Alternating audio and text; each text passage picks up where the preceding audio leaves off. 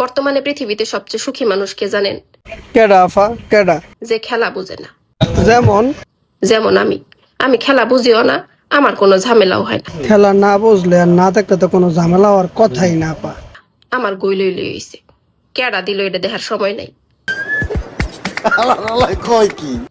খালি মেসি রেসিনি, আর কাউরে চিনেন না আপা? নেইমারের রেসিনি, আর রোনালদো রেসিনি, আরেকজন রেসিনি, ম্যারাডোনা।